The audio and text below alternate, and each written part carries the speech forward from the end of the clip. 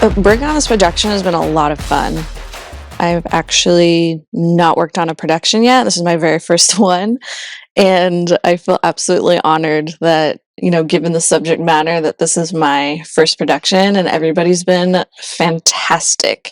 When I got the script to this, I was really excited that I was going to be able to work with wigs, and not just like any wigs, but wigs that needed special attention. Having experience with handling wigs, it was an awesome opportunity as a first production to be able to work with like some regular day wear as well as some fun stuff like the rollers and the wigs and the wig with the tracks falling out. And, they weren't just like basic everyday wigs, they were something fun. So I just kind of went off of what Joy was looking for that individual actor and what their role was going to be in that moment.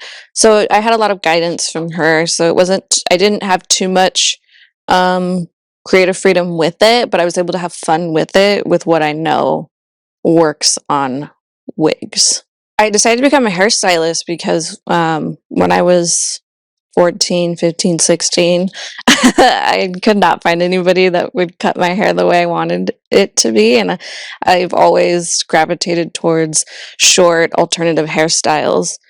But I also grew up watching a lot of old films. So hair history and research has always been a part of my life unconsciously since I was a child. So being able to work with wigs allows me to manipulate hair before an actual shoot or project and then just pop it on.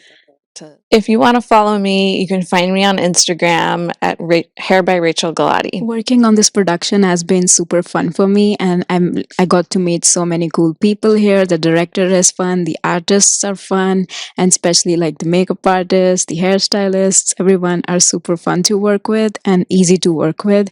And for me, this journey has been like pretty easy, to be honest, because on few sets sometimes it's like really hectic, but this has been super chill, and I'm pretty happy to be here.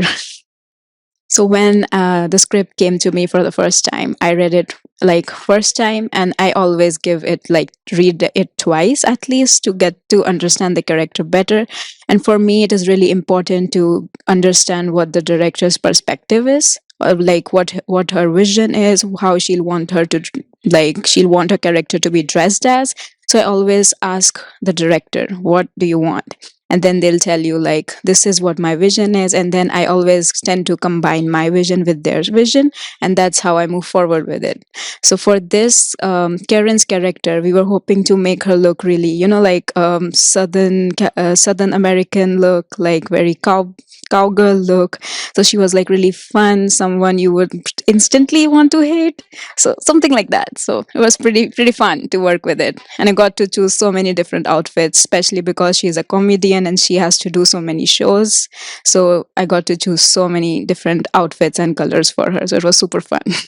And you can follow me on my social media on Instagram at Sukanya Serene. Working this production has been really great. This is like the longest I've ever been on a production, and I've got to do so many people, different skin types and textures, and it's been really great. When I get the script, I do read over and I make notes just to see like what one person might need and what the others need.